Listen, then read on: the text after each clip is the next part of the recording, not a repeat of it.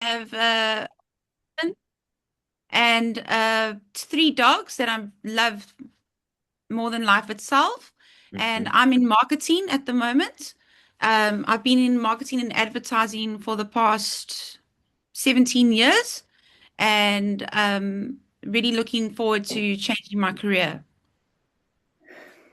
Great. Lovely. Thank you. Let me see who I see. Claudia. Yes. Just a short Hi. introduction. Hi, Okay. It's nice to be here. I've been looking forward to meeting some of the faculty and learning more about the course. I am a coach. I do transformational leadership coaching. I'm trained in ontological coaching, and I recently got my MCC with the ICF. In fact, that's very recent. Great. Thank you. Yeah. Coaching is my second career. I used to work in retail previously. I did that for almost 20 years, working both in the UK and then here in South Africa for a few years. And I've been coaching for 9 years now. And is that enough of an intro? Do we need to say why we're here and what we're looking for? Or 100%. Okay, that's Yeah, great. I think that would be lovely. It would be lovely if you say what you're hoping to hear. Okay. I'd love to learn more about what's in the course. I've also got a few questions. So I'm hoping there's a Q&A. Some of them are about the course and some are about the application.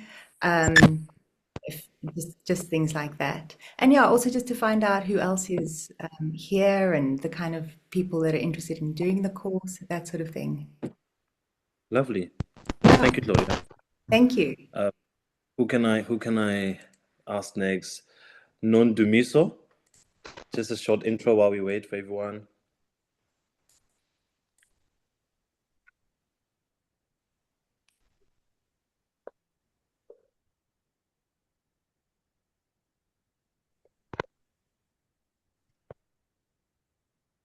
Let's see. Okay, can maybe Cheryl, do you want to maybe introduce yourself?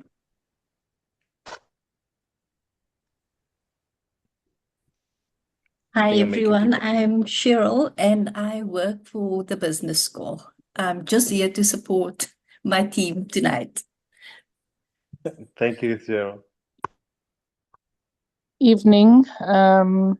So I was just struggling to unmute. I'm not doing so.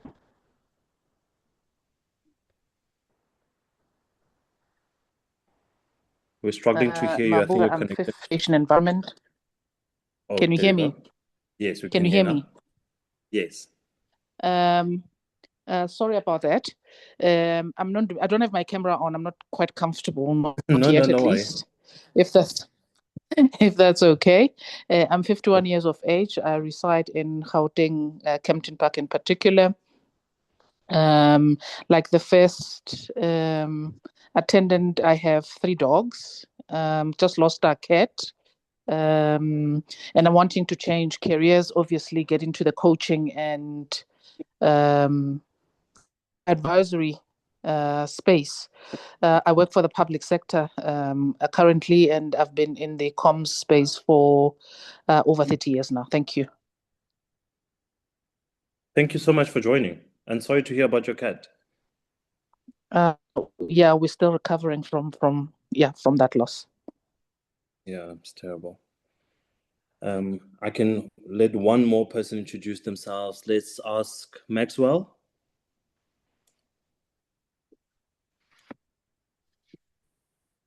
Good evening, everyone.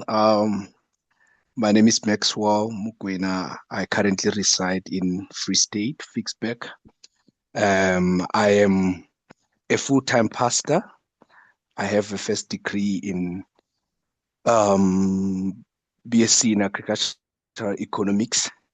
I actually applied for this course last year, but I was not admitted. So I'm here to get some answers so that I will understand on how I can place my application.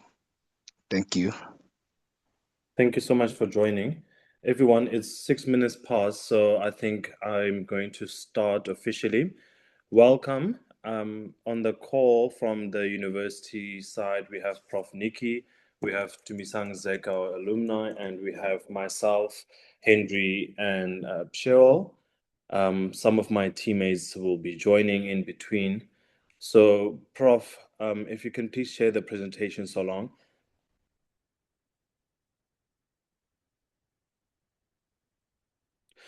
So everyone, my name is Milan Mokhashwa. It is a great delight to be with you guys on this Thursday evening. And thank you for choosing the business school and coming to, hear us out. So the thing we're here about is the MPhil Leadership Coaching, very distinctive qualification.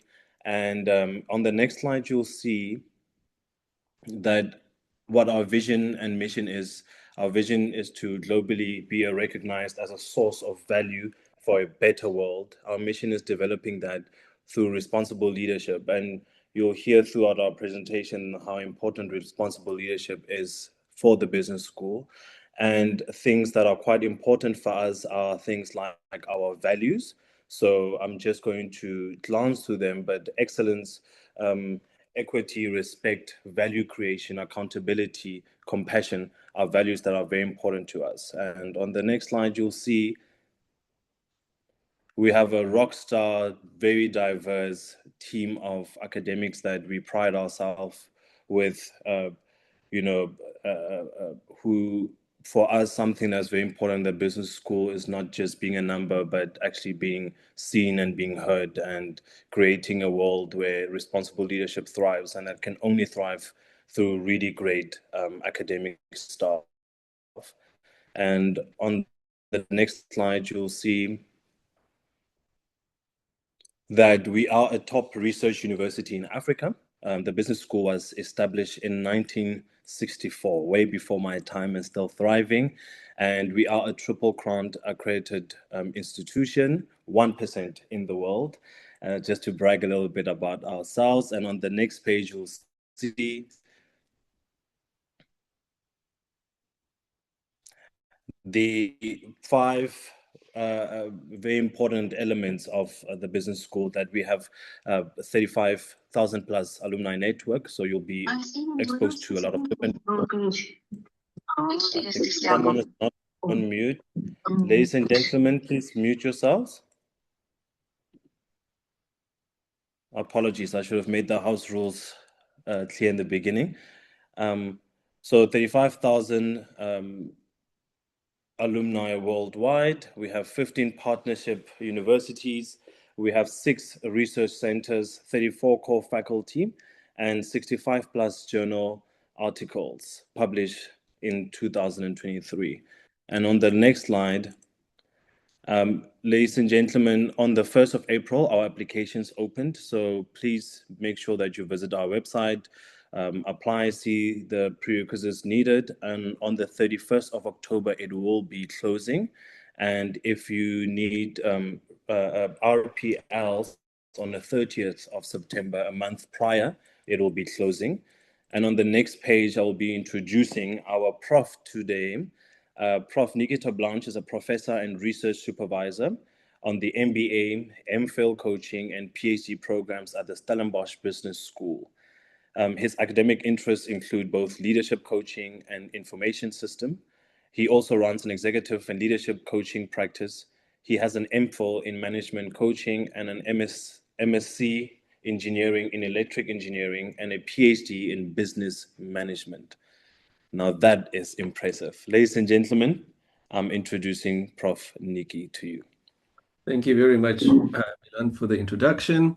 And welcome, everyone. Thanks for taking the time to come and find out more about our program.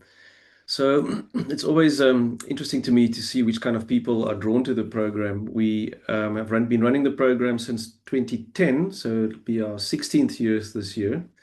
We are one of the few universities in Africa. There's only one other I'm aware of that offer a postgraduate degree in leadership coaching.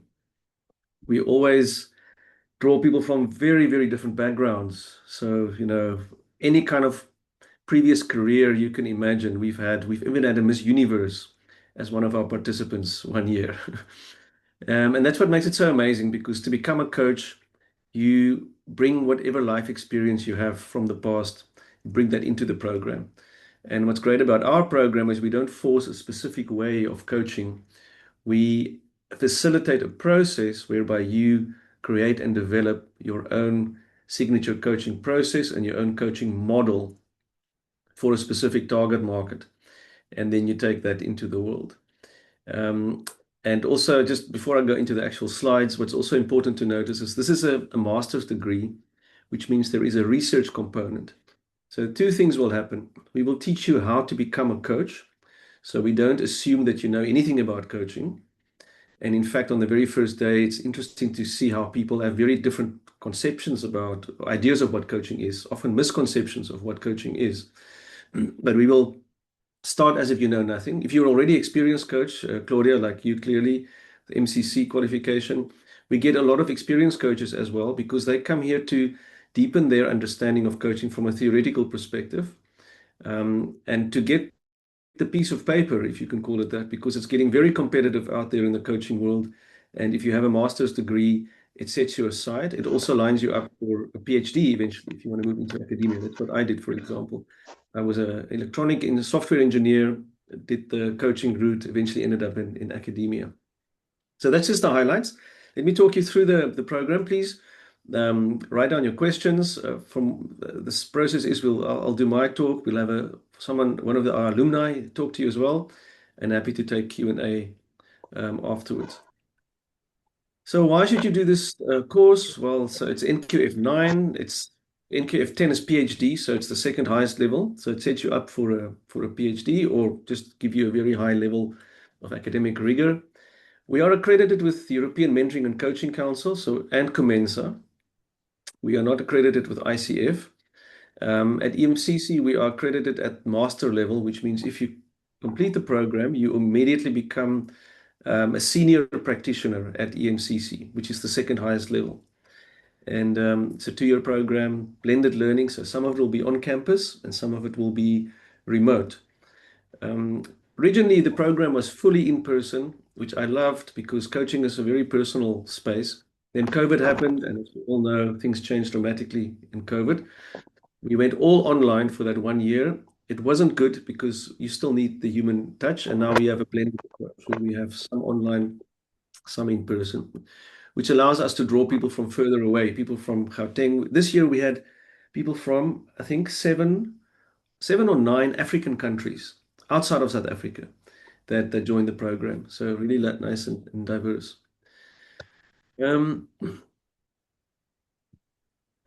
So what makes this MPhil stand out?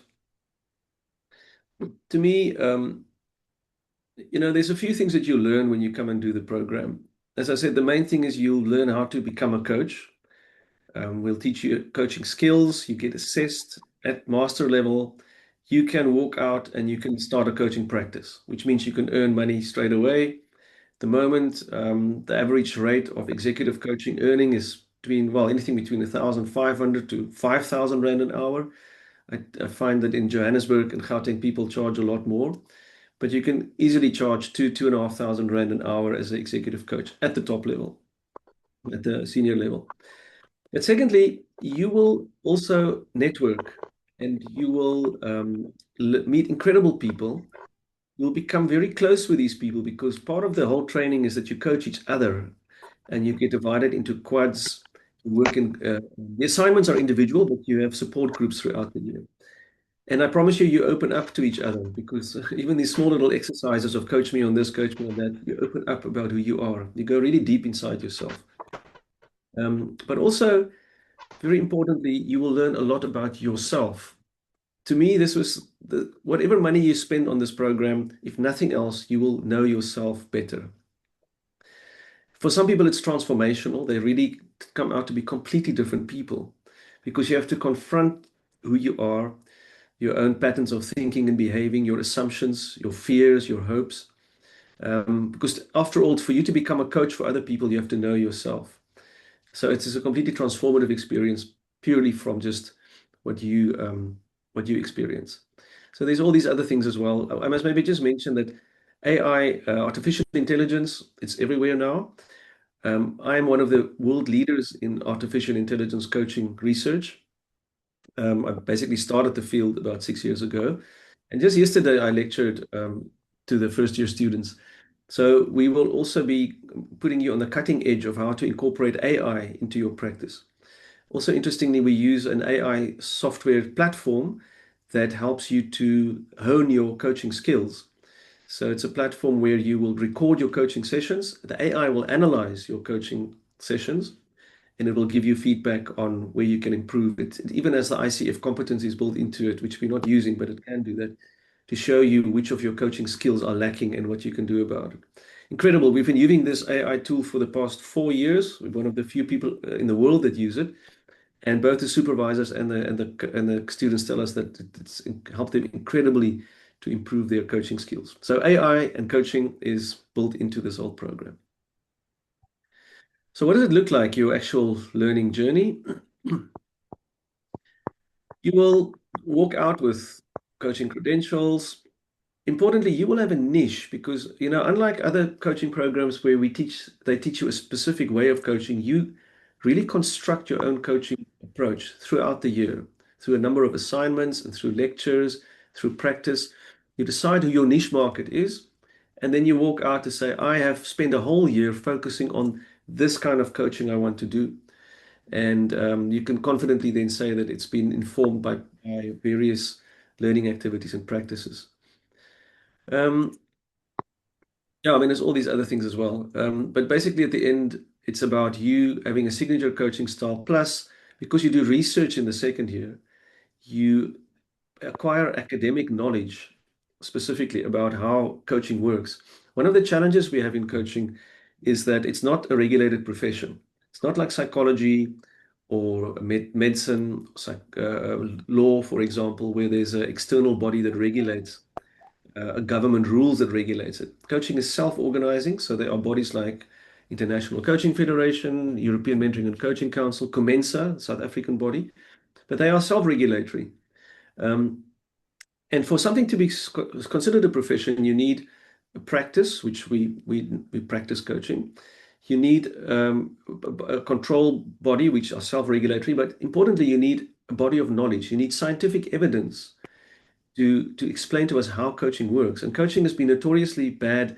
It's better now, but many years ago, people would just call themselves a coach. They would go off, do stuff, and claim that it works, right? But now, fortunately, through the years, we've done lots of research at master's, PhD level, practitioner research. We've published international journal articles, not just us, everyone around the world. And what you walk out of here is the knowledge to substantiate why you coach. You can, in a pitch forward, claim that you're doing CBT-based coaching or experiential learning coaching. You can cite scientific evidence of why it is effective. That sets us apart. So I would also say you would have to love academics a little bit. This course is it's not for people who just want to learn how to coach. It's more than that. It's people who have also want to understand the science and the rigor behind it. That's what sets us apart. What does the program structure look like? So we already know it's a 2-year journey. It's blended. At a high level, there are 3 phases of this program. First phase is lecturing, where you receive information, you assimilate that, and you use that to construct your coaching program. So that's the first year. There are multiple modules. There's orientation and module 1, which is on campus. So normally is middle February. You all come to Cape Town. By the way, our campus is not in Stellenbosch. We are at the business school in Bellville in Cape Town. Every year we have students pitch at Stellenbosch, which is 50 kilometers away, and they miss the first few hours of the first lecture. So just take note of that. Then after that first week, it's very intense. It's a week and a half on campus, every day, a different lecture and knowledge sharing. Then you have online. The second module is online. I'll get to these details later. And the online modules are every Wednesday for 5 Wednesdays in a row, online. Okay, so the pace is a bit slower, a bit more distributed. The third module is again on campus in July. You come to Cape Town. Normally it's nice and cold. It's raining. You eat soup and bread. drink some red wine if you're into wine to warm up, and people reconnect again. The fourth module then is October, and that's online. So you have two on campus and two online in the first year. And during that first year, you get lectures, you do assignments, you build your coaching model and your framework. You build this thing about how you coach, which brings us to the second phase, which is a major milestone. At the beginning of the second year in January, you then have to come on campus again and you demonstrate your coaching skills. So in front of a panel, you will on the first day do a presentation of everything you've learned, your learning journey. And on the second day, we give you someone to coach, and for an hour long, you sit and you coach the person. You have to demonstrate what you have learned. And you then get assessed. Now, this is actually quite important. I travel a lot throughout the world, going to international conferences. I'm connected in America and the UK. So Columbia University, New York University, Cleveland, Oxford Brookes, all the Henley in the UK, all of them, the assessments they do is the coaches would send in a video recording, a bit like MCC, Claudia, if I remember correctly. You send in a video recording that gets analyzed. We are one of the few schools that still do it real time, in person, looking at you while you do the coaching. And in this day of AI, I think it improves our rigor. So at the beginning of the second year, you get a stamp of approval, you can coach. Then you leave all of that behind in terms of lecturing, and we move into research. So research is where for the whole year, all you do is focus on a research topic. You have a research supervisor that walks the journey with you. We have I know research is sometimes scary for a lot of people, but we have a beautiful process that was designed a few years ago in the MBA program, where it's a structured, phased approach where you do a series of assignments, 5 assignments in total, throughout the first year, and that culminates in your thesis. And the thesis is about a 70-odd page document without referencing and indices. It's where you take a topic, you go read up a lot of papers and academic articles about it. You then go into the field, you collect data either through interviews or by sending out surveys, you analyze the data, you have some findings, you answer a question that you asked in the beginning, and you write it up. So this is where I take the lead. These are the 3 phases. First year, build your model. Beginning of the second year, demonstrate how you coach. Third year, you do the master's research project.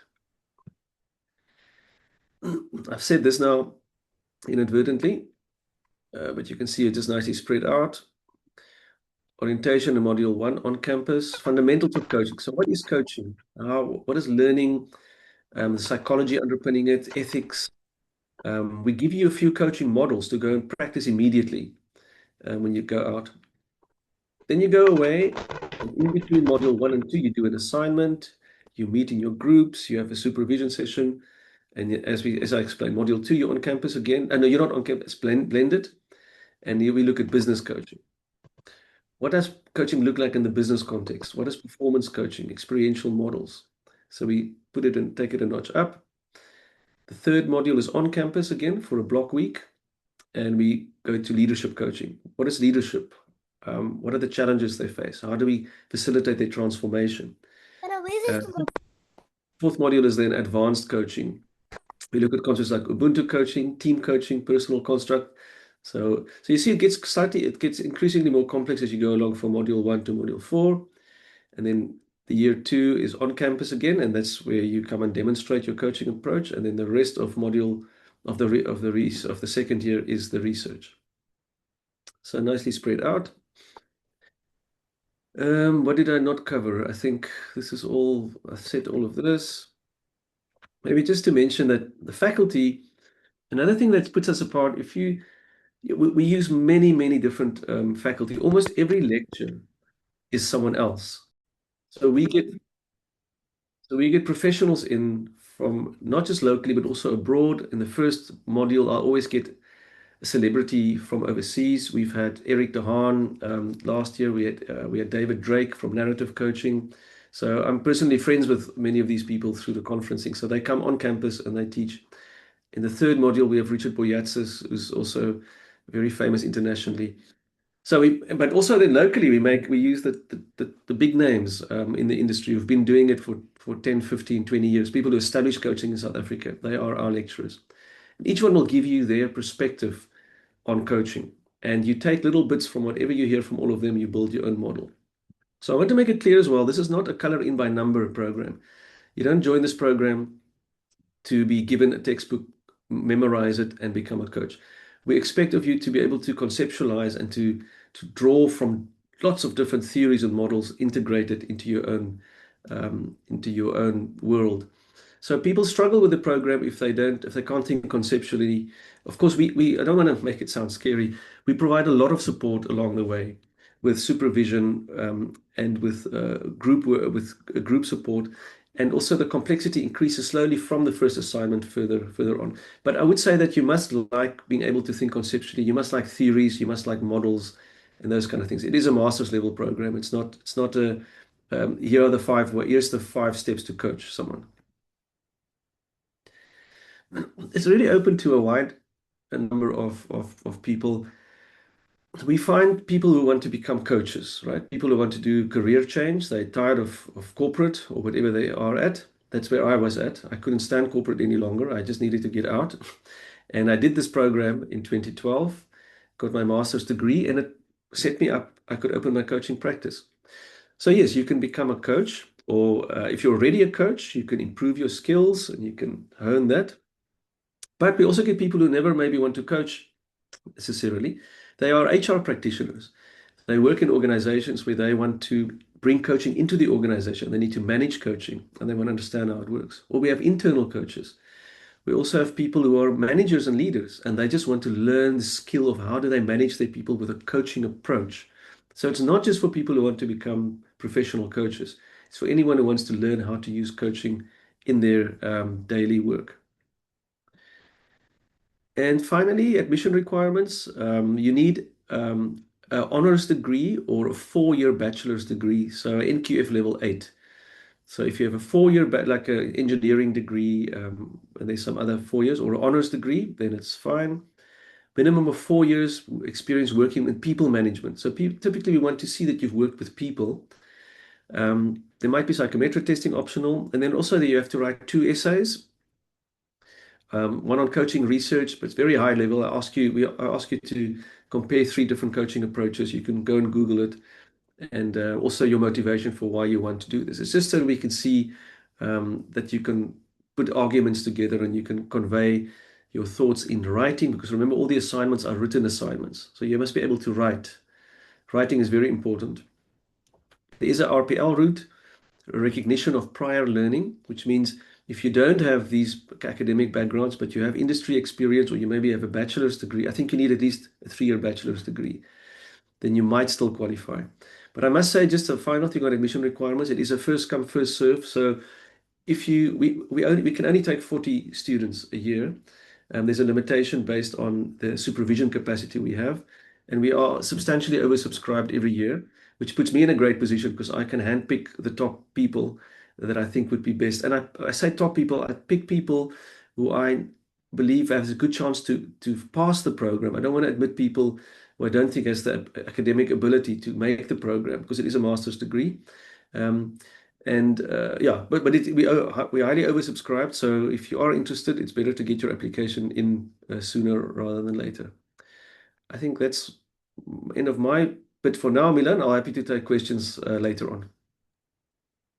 Thank you so much for that, Prof Nicky. I think it was very informative. Ladies and gentlemen, up next we have Dumisang Zek.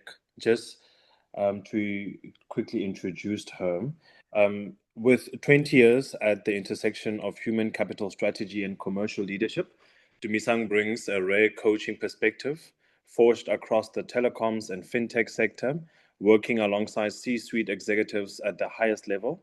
As founder of Gain Human Capital, she delivers bespoke HR strategic services centered on organizational effectiveness and leadership coaching, participating with senior leaders to unlock their full potential and drive measurable result.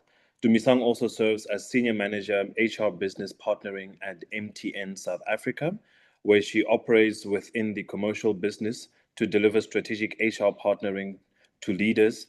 In this role, she proactively manages HR risk by anticipating and responding to evolving market dynamics and organizational change. She's joining us as someone who had studied the program and joining us as a proud Stellenbosch Business School alumni. Over to you, Dumisang. Thank you, Milan. And thanks, Prof, as well. It's always good to see you. Good evening, everybody. So I just wanted to share a couple of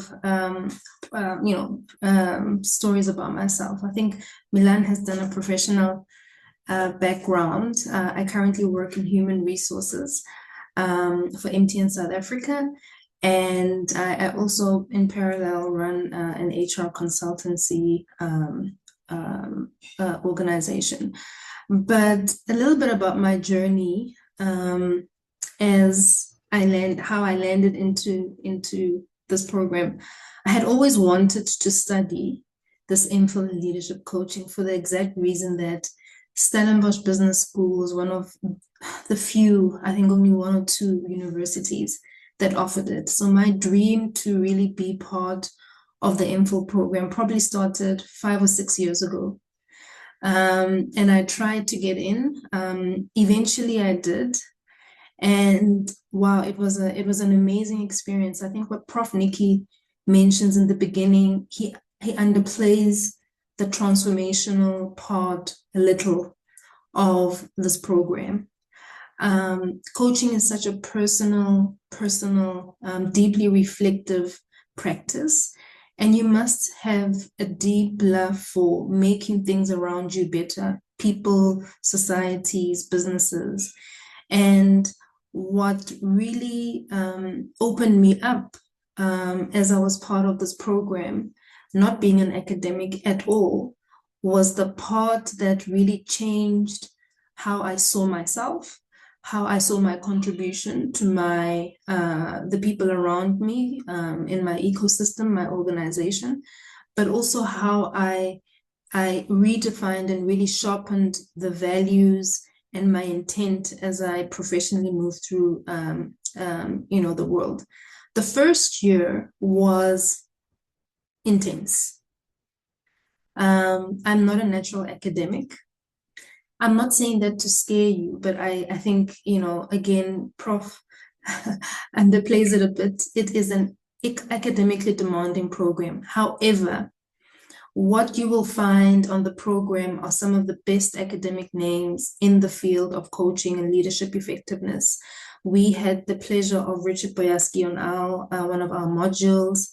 We worked with top lecturers, Dorian Aiken, Kathy Benet, JP Cronier, Dumisani Magadlela, really top lecturers. And this is the niche that I think Stellenbosch has that maybe a lot of universities lack, is the quality of the academic minds behind particularly this program is really top class. But you get introduced to a lot of theory in the first year. And through the reflective exercises and what what Prof Nicky talks about, the triads, what you can think about as syndicate groups if you've done an MBA. You have supervision, where you are in supervision sessions to work through the things that you are confronting personally and academically, and in practice as you practice your coaching. And Ovida, the AI mechanism that we use that records you. And when you see yourself for the first time coaching somebody, you actually just want to give up. But you get up again and you practice. And as you practice, you really start to gain your confidence. So the first year, a lot of academic content, a lot of reflection, a lot of engaging with your classmates, and a lot of kind of really coming to grips with who you are. I want to transparently share with you, I failed module 3. I absolutely missed the mark. And I remember getting a call in the middle of my workday from Dorian Aiken, who was the person marking the paper, to walk me through where she believed I had gone wrong. And of course, I was in tears because I couldn't believe it. I thought I understood it. But she encouraged me to really take a step back, and I had to resubmit my third paper. And it was a massive learning for me. First, because it demonstrated the level of support that we have from the professors on the course. And it demonstrated just the collective effort that the faculty has in really trying to make sure that everybody is grasping the content and being able to move ahead. Nonetheless, I went in to submit my final reflective essay, which was the point of pivot for me, where I was really reflecting on the year that I had. It is a reflective essay, still an academic piece of work. But after that, I was able to get the highest score that I had received throughout the year, because my failing the third module, or the third assignment, forced me to rethink where I was going wrong. And that's where I think the beauty in being a coach is the journey of understanding some of your limitations and how they show up, as well as you coach other people, and being able to work through them. And nonetheless, I got through year one with a great mark and great feedback. I went into year two completely exhausted from the first year, but really feeling like I had really climbed over a mountain, and I had done something great, and I had expanded myself in such an immense way. I went into my research, and I think I enjoyed this the most. I think there are people who enjoy working with others, through others, and then people who enjoy working by themselves, thinking through the concept, learning, delving into the data, the research, having one-on-one discussions with your supervisor. And I had a fantastic supervisor. And the one thing that I remember as we went through, submitting each part of the paper, which is a thesis, and in essence, you have to read almost 50 plus literature that are reviewed. He kept telling me to trust the process, and I really didn't understand what he meant until I got to the end of the year, and I had a paper that was almost 80 pages long. And through each incremental submission of what I didn't realize is actually I was building a research paper. And had it not been for my supervisor, who I'm very fond of, I will call him by name because he's very close to my heart, JP Crenier, I probably wouldn't have enjoyed the second part of the course as much as I did. For me, it was my favorite. And then the academic assessments are daunting, the professional assessments are daunting because as a novice coach, maybe Claudia, you might not be as nervous as I was because you are a coach, but to demonstrate your coaching skills in front of people is daunting, because the one thing about coaching is that, of course, you have to understand the theory.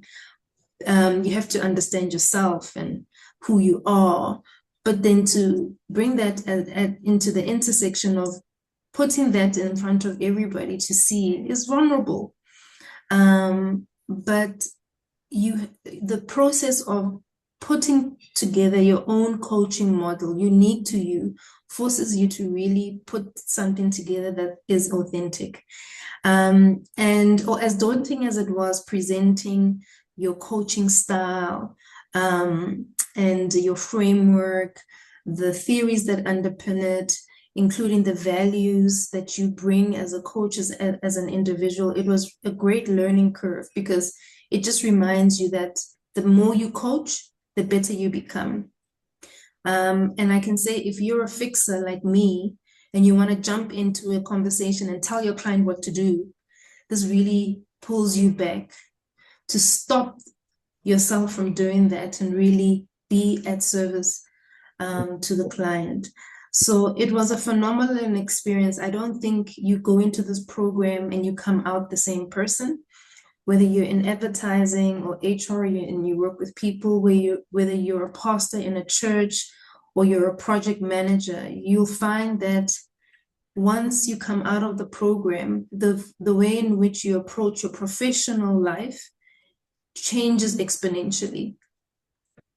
And it is a transformational program, a difficult one, but there's nothing more difficult than really confronting who you are, and being able to positively contribute with that academic backing in the world that you live. So I can go on and on about how great the program is, but that's my personal experience. And I think if you take it on, be prepared to come out of the first year at a minimum completely a better, different person. Thank you so much for that. Everyone, before we go to the Q&A, I just have 2 questions for Tumisang, and then I have 1 question for Prof Nicky. So I'm breaking the ice for everybody. And then after that, please feel free to raise your hand and I'll just ask. So my 2 questions to you, Tumisang, and you can choose which one you answer first.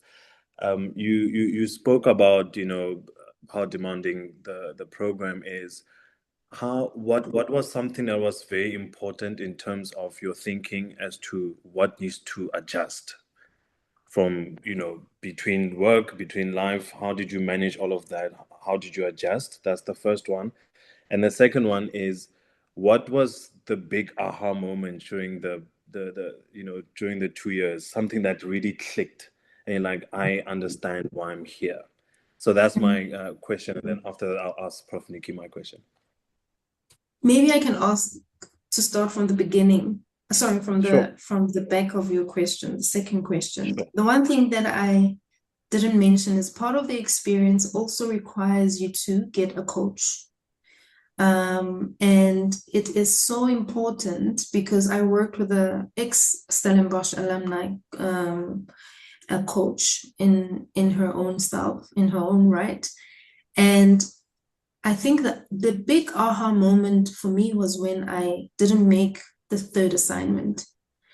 And I realized about myself, which is, often difficult to admit, is that I'm not somebody who likes to ask for help. And that showed itself, unbeknown to me, throughout the first year.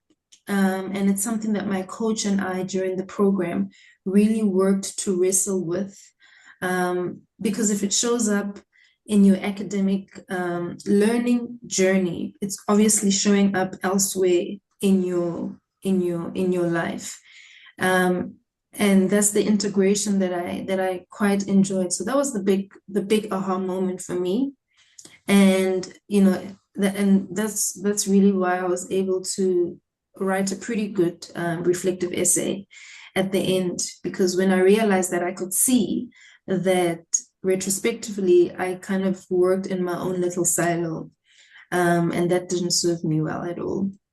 And I think in terms of balancing the workload, I don't think there's a golden recipe for it. I think if you are a mom, as I am, of 2 young children, and you've got a full-time job and you have a side hustle, or what I would say a running parallel consultancy, it's really difficult because of the work that you have to, the papers that you have to read through, the thinking that you have to do in terms of the assignment. You are going to find yourself oftentimes quite exhausted in the first year. But with the support that you have around you, especially, having a coach, assigning, because you have to be coached, helps kind of create, safety nets around you to process that. But it's definitely demanding. There is no, straight answer about how to juggle it, except that it'll be difficult. But I think when you get into the 3rd lecture and you're engaging with the professors in person, and you are delving into the content, you're re-energized again. And that keeps you going through the year. I hope Thank you that so much. answers your question, Milan. It's so informative. Thank you so much. I appreciate it. And everyone, just before I ask Prof Nicky the question, just make sure that any administrative questions, you feel free to ask them in the chat. We have supporting team that is answering. Dumisang, once again, thank you, and I'm sure there's more questions coming up for you. Prof, what I wanted to ask during your presentation, we have people on the chat who are pastors, people in government, people in corporate. What does one say to those people who are already working in, as managers or senior people in their workspaces, and they're already guiding and sort of mentoring people? How do they transition now from that into this coaching space? Yeah, so first of all, just for Tumi-san, thank you so much for that wonderful rendition of our program. It's always wonderful to hear the alumni speak about their experience. So yeah, thank you for that. So as I said, well, as Tumi-san also said, a few things happen to you when you do the program. You become a different person, and you learn new skills. You learn more about yourself. You understand yourself better. Self-awareness is the beginning of all change. So your self-awareness goes through the roof. And if you are a manager, a pastor, or whatever you do, with more self-awareness, you will go back to your workplace and you will behave and act in a different way. You are just a different version of yourself. And then secondly, you will have then actual skills on how to coach people. And people often don't understand what coaching is. They confuse it with mentoring or guidance. But a coach is actually, I like to call it more of a applied psychologist, where we use principles of psychology and adult learning to help people find their own answers. So that's a skill that you can use with everyone. The way I interact with my children after I became a qualified coach, the way I interact with my wife, the way I interact with some people in my life before that I had difficulty interacting with. It becomes a little bit, you've got more tools. You've just got more tools to navigate your life. So let me leave it at that. Thanks, Prof. I'll be taking hands. You can just raise your hand and I'll just identify from the group.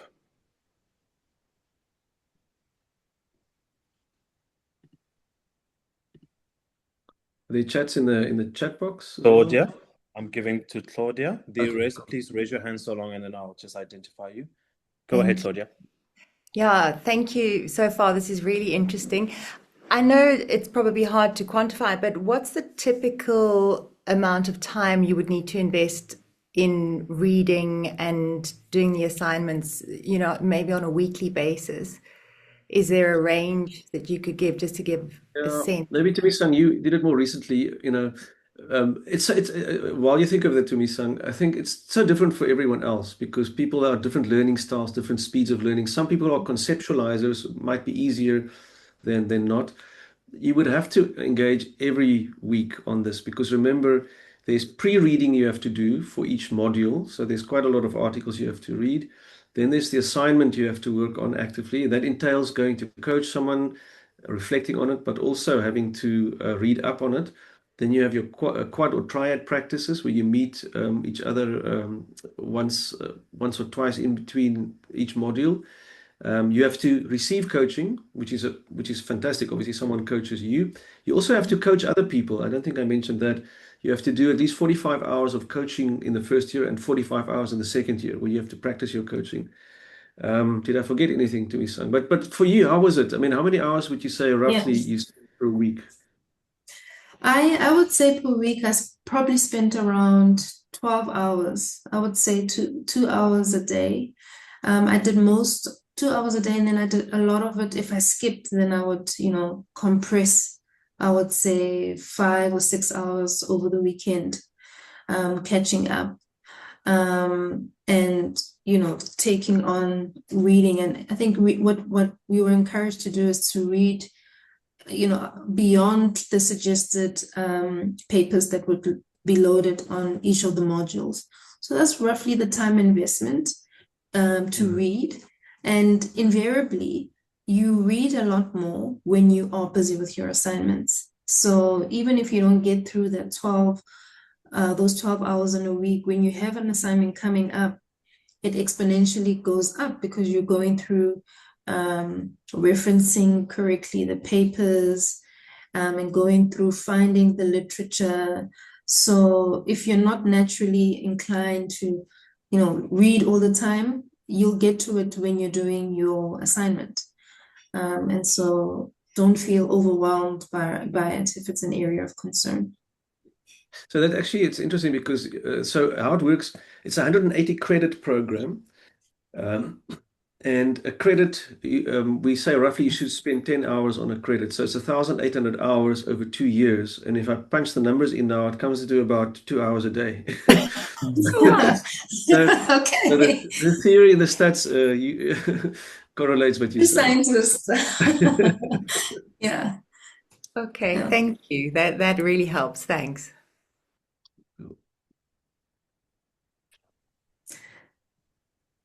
Yes, Michelle? Professor Nicky Terblanche, I just wanted to inquire if you could please elaborate on the AI component of the course, and what that means for us, and is there anything we can do to prepare this year to help us better utilize AI throughout the program? Yeah, so there's two aspects to it. The first one, as Tubisang said, you'll be using an AI platform. So where you will, it's like Zoom, like this, you record a session and then the AI will analyze it, but that's nothing for you to do. You just coach and the AI gives you output, which is fantastic. It's just very helpful. We're not, it's not heavy, the AI thing. You're not gonna, it's just one of the modules. I will lecture you on what AI is, how to use it. Remember all of this, and this is the beauty of the program. You get 20 different lectures on different coaching approaches and styles and AI and whatever.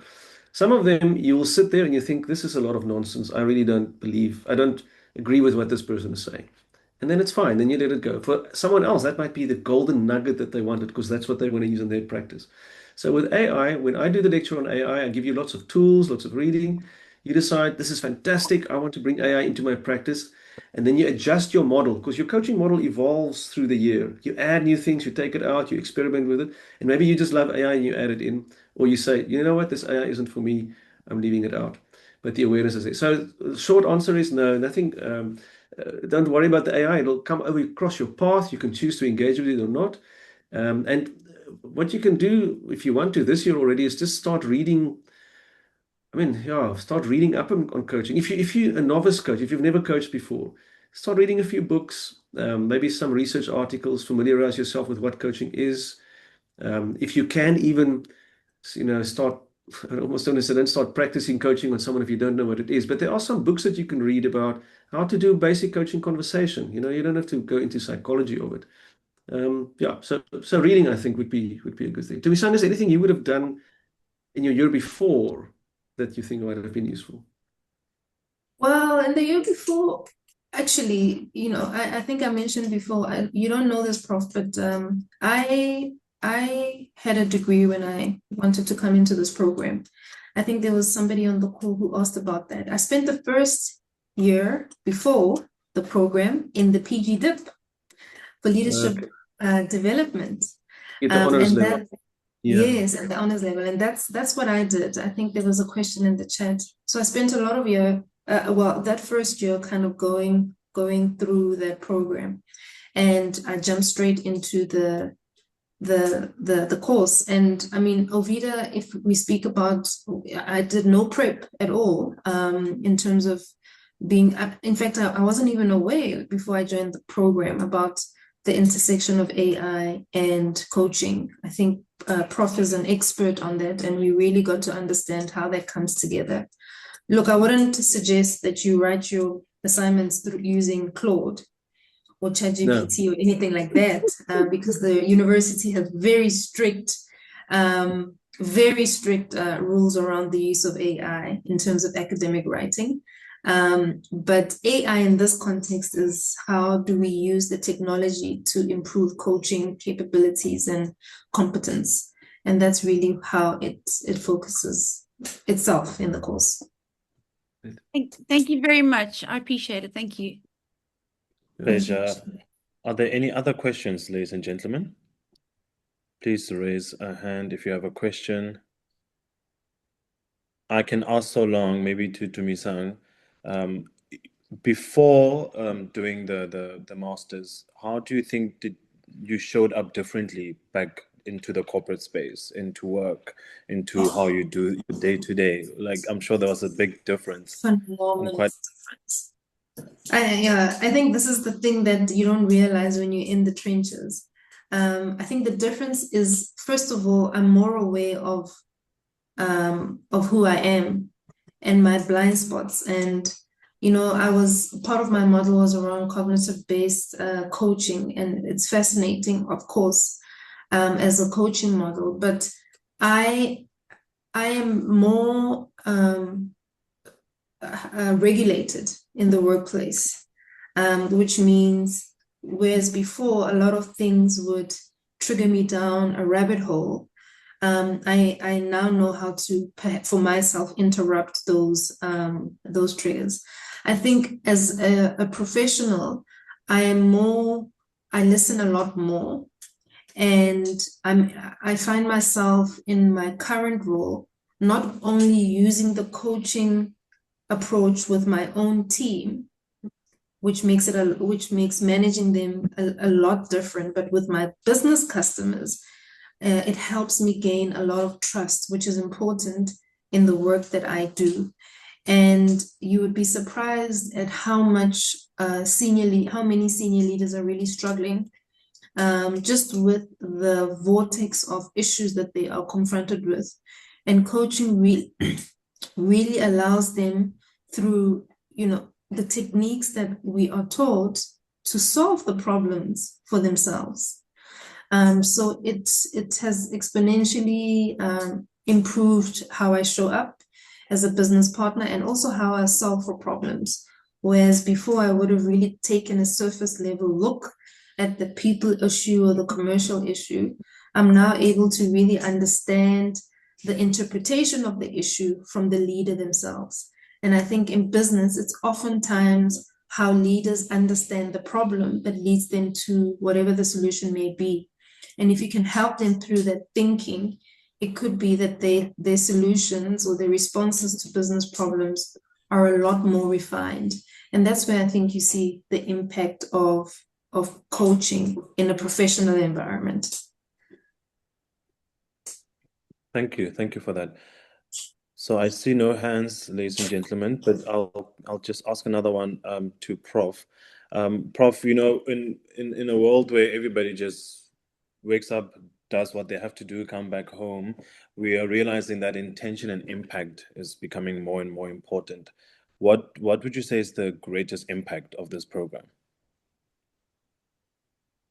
Yeah, I think we've mentioned this. It's on yourself. I think that is the greatest impact.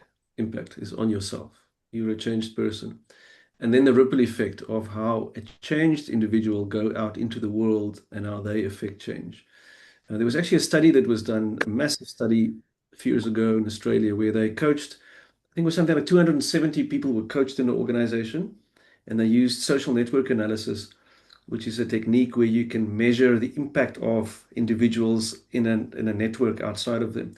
And it was incredible. I think it was up to 4 or 5 levels beyond the individual that was coached. They could observe the effect of coaching. So coaching is highly underrated and undervalued in South Africa still. In America, I was there last week at a conference. Everyone gets a coach there. It's a status symbol. The coaches are sort of heroes in organizations. We're still a bit behind here in this country. It's very, very powerful because it's the most powerful individual change intervention known to humankind. Because how else, what can be more powerful than having an expert partnering with you one-on-one and helping you to achieve your goal? Nothing can be more powerful because it's tailor-made, right? So lots of impact. Thank you, Prof. Claudia, did you have a question? Yes, I did. Another one. Thank you. I'm conscious that I've had quite a few questions, and this is a very specific one to me, so I hope I'm not taking up too much time. But I will be applying through the RPL route, And I'm wondering about the references, because I know that you're looking for references that can talk to your previous professional or managerial experience. So my previous career was, I finished 9 years ago. And I'm wondering, should I have somebody from both my previous career, my corporate career, and my coaching career, or do you just want people from the corporate career? What would be the best combination, or two people from my more relevant coaching career, please? I think in this case, because you're already a coach, it would make more sense to get references from people who can talk about your coaching, you as a coach, because that's what we do find that people, we're not going into detail there, but yeah, I would go for now that. I'm curious. Okay. No, so 9 years is a long time, I understand. So rather get someone recent who can talk about your character, your work ethic, and your coaching. In your case, your coaching skills. For people who haven't coached before, we don't need that, but in your case, that makes sense. And I've got somebody very clear in mind, but what about a client? Would that be acceptable, or would it be two like professional colleagues or a previous course director or something like that? No, look, a reference in any case is always what the person says, and then you look at who says it. So if you can get someone who has stature and who's respected, then it obviously carries a bit more weight than if it's your mother, for example. Yes, I get They what you're saying. always tend to say good things about us, our mothers. Okay. So even something like a senior level client who I've worked with for a long time could be relevant. Yeah. Is that okay? That's great. That really clears it up for me. Thank you. Thanks a lot. Thank you so much, everybody. They say it's good etiquette to leave while it's warm. So I'll just give the last few lines to Dumisang and Nikki, just Prof Nicky, to just let us, if someone after this call is still wondering, should I be doing this? What would you say to them? We can start Do you with want Prof. to have like a last little payoff line, and then I'll finish after you. Sure, yes, you should absolutely do this program, especially if you are looking to transform yourself and the things that you touch around you. And don't be discouraged if you only have a degree. I found that the PG Dip was a great pathway into this program. It's demanding, but it's absolutely worth it. And the biggest person who will benefit is going to be you. So those would be my parting words. Thank you, Milan. Thank you so much. Thank you, Teresa. Maybe you did the PG Dip leadership, right? Correct. Yeah. So just for Claudia, for people who maybe don't have an honors degree, that is another option, is to do a PG Dip leadership. It's a 1-year program. It's prepares you beautifully for this. So that's another option to say that. So thanks for reminding me. From my side, I think 2 final thoughts. Coaching is rapidly expanding in the world as a recognized profession. And doing a master's degree sets you up for success later in life to become a professional coach or to expand your coaching world. And then lastly, when I did this course in 2012, at the end of it, my wife, we've been married for a long time at that stage, she said it was the best money we ever invested as a family. Because I'm a much nicer person now. Although she's grumbling now that maybe I should do a refresher course. So I'll have to go check what that means. Do the course. I hope to see you on campus, everyone. Thank you very much. Thanks to Milan for your hosting as well. Thank you, Prof. Thank you to Dumisang, and thank you to the supporting team. And everyone, please feel free. If you have any questions, just call us and ask for Milan. I'll be helping you right away. Have a great evening, everyone. Be safe. Thanks, everyone. Thank you, everybody. Thank you. Bye-bye. Have a good evening. Thank Bye-bye. you. Thank you. Bye-bye. Thank you.